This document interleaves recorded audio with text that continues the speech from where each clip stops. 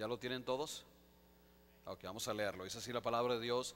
Y vamos a entrar rápido en esta tarde al mensaje que Dios tiene para nosotros. Dice así: y les dijo: mirad y guardaos de toda avaricia, porque la vida del hombre no consiste en la abundancia de los bienes que posee. También les refirió una parábola diciendo: la heredad de un hombre rico había producido mucho. Y él pensaba dentro de sí mismo diciendo: ¿qué haré? Porque no tengo donde guardar mis frutos. Y dijo: esto haré: derribaré mis graneros y los edificaré mayores, y allí guardaré todos mis frutos y mis bienes. Y diré a mi alma: alma, muchos bienes tienes guardados para muchos años, repósate, come, bebe, regocíjate. Pero Dios le dijo: necio, esta noche vienen a pedir tu alma, y lo que has provisto, ¿de quién será? Así es el que hace tesoro para sí y no es rico para con Dios. Dijo luego a sus discípulos: por tanto os digo, no os afanéis por vuestra vida que comeréis, ni por el cuerpo que vestiréis. La vida es más que la comida, y el cuerpo es más que el vestido. Considerad los cuervos, que ni siembran ni ciegan, ni tienen despensa ni granero, y Dios los alimenta. ¿No valéis mucho más que las aves? ¿Y de quién de vosotros podrá con afanarse añadir a su estatura un codo? Pues si no podéis, ni aun lo que es menos, ¿por qué os afanáis por los demás? Considera el reino, dice, considera los lirios, cómo crecen, no trabajan ni hilan, mas os digo que ni un Salomón con toda su gloria se vistió como uno de ellos. Y así viste Dios la hierba que hay dentro, dice. Y así viste Dios la hierba que hay que hoy está en el campo y mañana es echada al horno. Cuánto más vosotros, hombres de poca fe. Y quiero que leamos únicamente otra vez el versículo número 21. Dice así: y así es el que hace para sí tesoro, no es rico para con Dios. Gloria a Dios. Vamos a en este momento darle gracias a Dios por su palabra. Amén. Vamos a pedir al Señor que Él sea glorificado. Vamos a pedir que Él sea exaltado y que Él sea glorificado grandemente en nuestras vidas. Le damos al Señor toda la honra y la gloria por permitirnos en esta tarde estar aquí y poder darle a Él toda la honra y la gloria que Él se merece. Vamos a orar. Padre, te damos honra y gloria en este momento, Señor, por la oportunidad que tú me das de estar aquí en esta tarde. Te pido que tu nombre sea glorificado grandemente, Señor, y que puedas abrir, Señor, el corazón de toda persona que está aquí en este lugar, Señor. Abre nuestra mente, abre nuestro corazón, Señor, para poder entender tu palabra, para poder entender lo que tienes para nosotros en este día, Señor. Abre el corazón de todo tu pueblo para escuchar, Dios, tu palabra para nuestras vidas. En el nombre de Cristo pedimos tu bendición, Señor, tu dirección. Quita todo obstáculo, toda barrera, y que podamos juntos, Señor, adorarte, bendecirte, darte a ti la honra, darte a ti la gloria, Padre. En el nombre de Cristo, Señor, enfocamos nuestra mente, todo nuestro ser, Dios, a escucharte a ti, Dios, escuchar tu palabra en el nombre de Cristo. Gloria a Dios, en el nombre de Cristo. Amén, Señor, gracias. Así como estamos con la Biblia en las manos, yo quiero que leamos solamente un pasaje más y luego ya nos vamos a sentar. Vamos a leer el versículo número el 34, me parece que sí, el 34. Vamos a leerlo, porque este es el corazón de lo que yo voy a compartir. Los otros es la introducción, pero este es el corazón de lo que Dios puso en esta tarde para hablar y compartir en este lugar. Dice así la palabra del Señor: porque donde está tu tesoro, o donde está vuestro tesoro, ahí también está vuestro corazón. Lo voy a repetir: porque donde está vuestro tesoro, allí también estará vuestro corazón. Gracias a Dios. Vamos a ocupar nuestro asiento en esta tarde. Vamos a darle al Señor toda la honra y la gloria. Pueden sentarse, por favor. A pedir que pongamos atención, escuchemos lo que en esta tarde vamos a estar escuchando de la palabra de Dios. ¿Qué es lo que Dios dice en su palabra? El tema, como ya les dije, es: donde está tu tesoro, ahí está tu corazón. Donde está tu tesoro, ahí está tu corazón. A ver, vamos a voltear con la persona que está a nuestro lado y se lo vamos a repetir. Vamos a decirle, dígale: donde está tu tesoro, ahí está tu corazón. Amén. Se dice que cuando se pregunta a una persona cuáles son tus valores, y luego nosotros respondemos mis valores son, y todo el mundo piensa que tiene valores, ¿verdad? Y sí tenemos, todos tenemos valores, ¿verdad? Pero los verdaderos valores de nuestras vidas los descubrimos cuando respondemos a esta pregunta: ¿en qué invierto mi tiempo y mi dinero? Porque esas dos cosas, nuestro tiempo y nuestro dinero, nos ayudan a descubrir realmente los valores de la vida, nuestros valores. Y en esta tarde vamos a hablar: donde está nuestro tesoro, está nuestro corazón. Saben que una vez un pastor estaba en su iglesia comunicándoles un proyecto, algo que Dios había puesto en su corazón, que él decía: Dios me dijo que yo siento en mi corazón que debemos hacer, y les mencionó lo que quería hacer, su visión. Y estaba hablando y le dice a la gente, a las personas que estaban ahí en la reunión, en el culto el domingo, y le dijo: yo creo, yo confío que esta iglesia puede caminar. Y toda la iglesia emocionada respondió: amén, amén. La iglesia puede caminar. Entonces el pastor, como vio la respuesta de la gente, y les dijo: hermanos, si Dios nos ayuda, esta iglesia puede correr. Y toda la gente: amén, amén. Esta iglesia puede correr. Pero ya lo gritaron con más ganas. El pastor se emocionó más, ¿verdad? Y dijo: a todos los que me escuchan, les quiero decir que con la ayuda de Dios, esta iglesia puede volar. Y la gente dijeron: amén, sí, vamos a volar, nada nos detendrá. Y dieron un aplauso bien fuerte y dieron gritos de victoria. Y el pastor dice: lo único que necesitamos es recoger una ofrenda. Y hubo un silencio total. Y solo se paró uno allá mero atrás y le grita: pastor, que la iglesia camine, que la iglesia camine.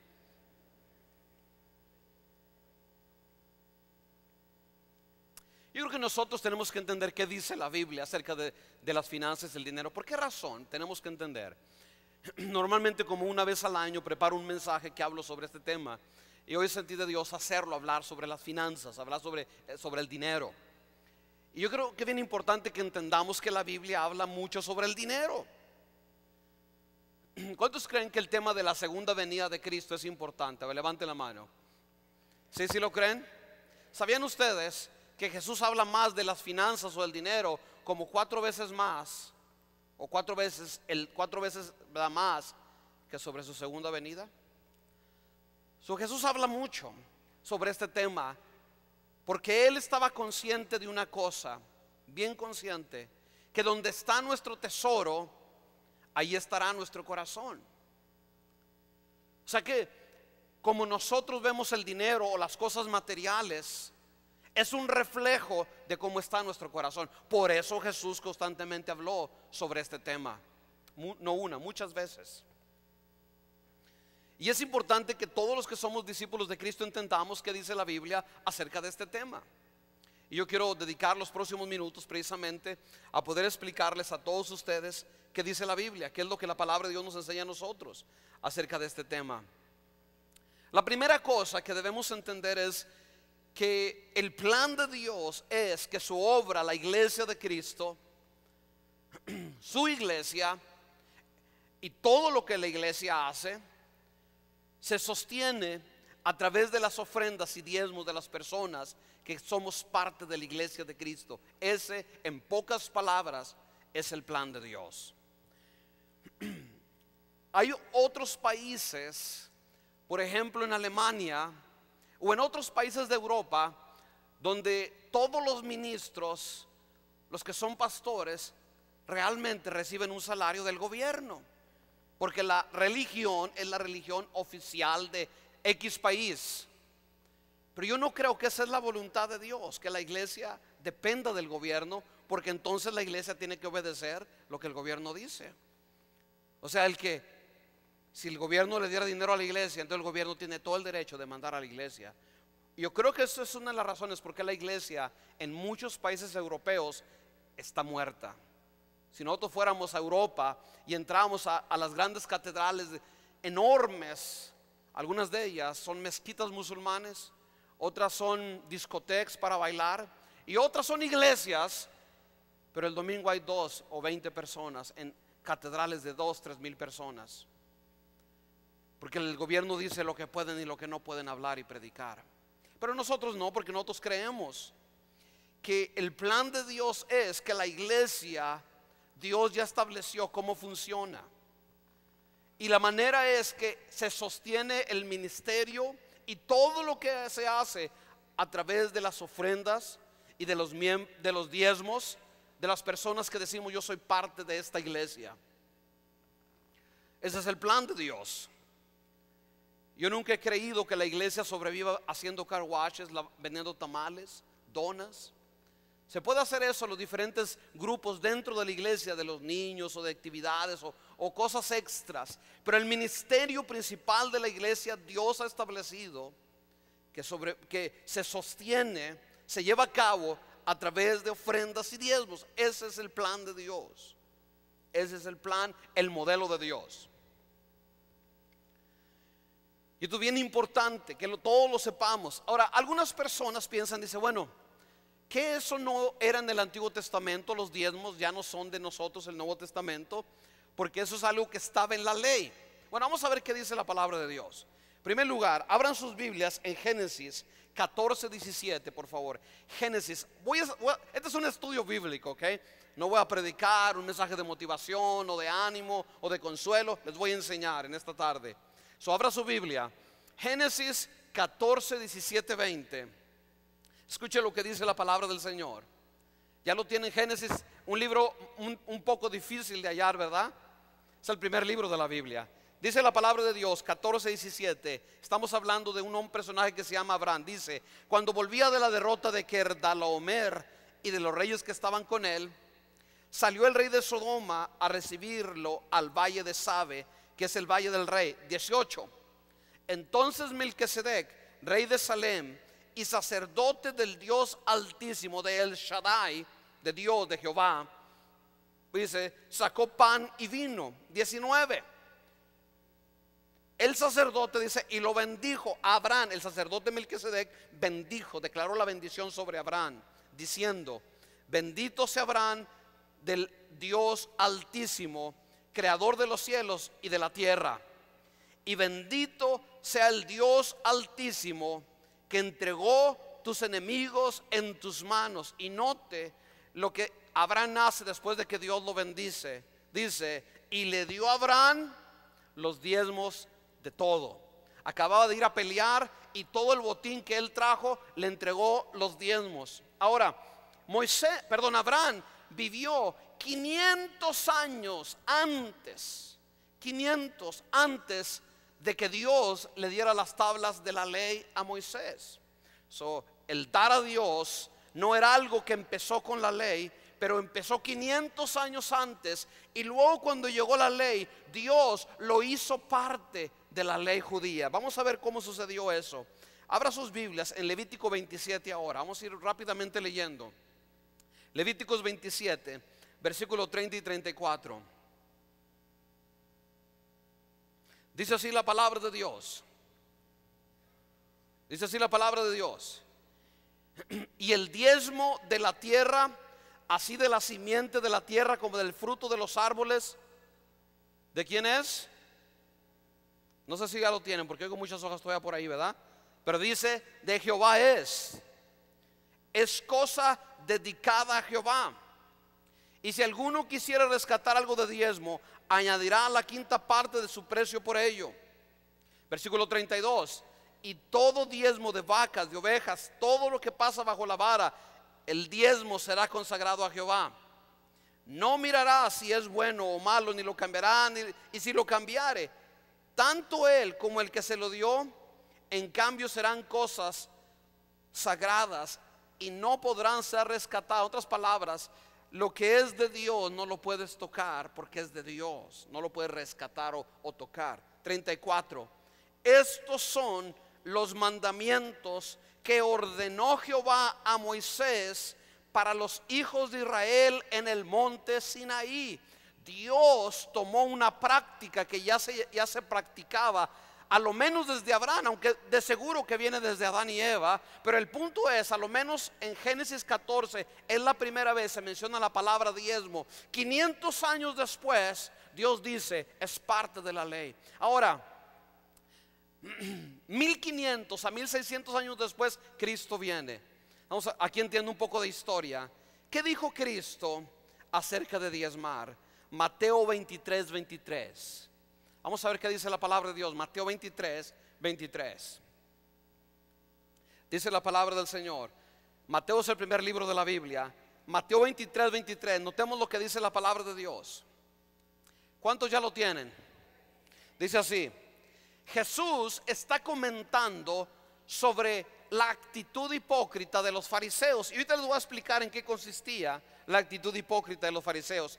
Y en cierta forma dice, bueno, vamos a leer lo que dice. Dice: ay de vosotros, escribas y fariseos hipócritas. Jesús está señalando una hipocresía y ahorita vamos a ver en qué consiste. Note: porque diezman la menta, el eneldo y el comino, y dejan lo más importante de la ley, la justicia, la misericordia y la fe. Esto era necesario. ¿Qué dice al final? Dígalo junto conmigo: sin dejar, todo sabe, diga, sin dejar de hacer aquello. Déjeme leerlo y explicarlo al mismo tiempo para que lo entendamos. En primer lugar, Jesús está condenando una actitud hipócrita de los fariseos que consistía en lo siguiente. Notemos el versículo: ay de vosotros, escribas y fariseos hipócritas, porque diezman la menta, el eneldo y el comino. Estas, principalmente la última, era una semilla pequeñísima, pequeña.